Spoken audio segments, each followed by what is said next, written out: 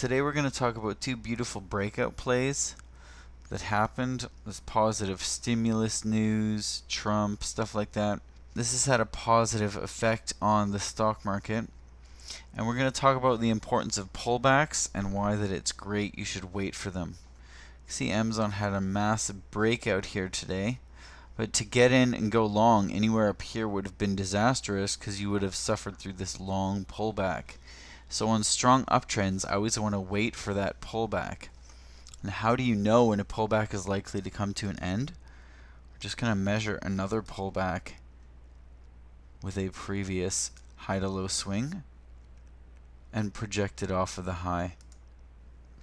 So you can see this pullback came for about 30 minutes.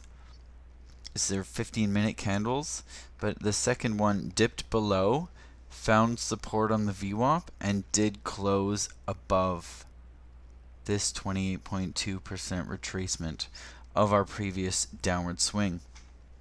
So once we've got in on our pullback, how do we determine profit targets? Simply measure our previous low to high swing and project it off of these lows. And you can see here we make exactly 100% of our previous upward move from the day. So we had two nice upward moves. And if you miss the first one entirely, it's not at all important. You can wait to find some support on an upward trending VWAP, smaller pullback, and close out profits on the way up. You could close some out here, some out here, some out here, here, just to make sure you protect those profits and don't give them back. Quickly over to Ddog, which had a very similar play. This thing was channeling up for a few days, had an aggressive 2-day sell-off. We had almost 7% in 2 days. And then this morning you can see we're moving up, bouncing off this regression line pretty nicely. So you can see right there we close above this regression line, come down to try and find support on the 8-day moving average, which is trending up after a heavy period of sell-off. So again, remember, you don't want to buy at the top of a big green candle and just suffer through a large pullback. So you can look to see your downward swings are getting smaller. We're holding above this 282. We dip down again to find support on a trending up VWAP. And this sell-off, again, these are 15-minute candles, lasted for 30 minutes. This is 2%, but we closed well above with a blue hammer.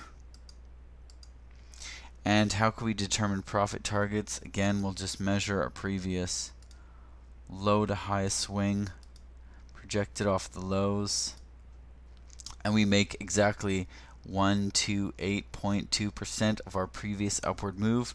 So these upward swings are even getting bigger.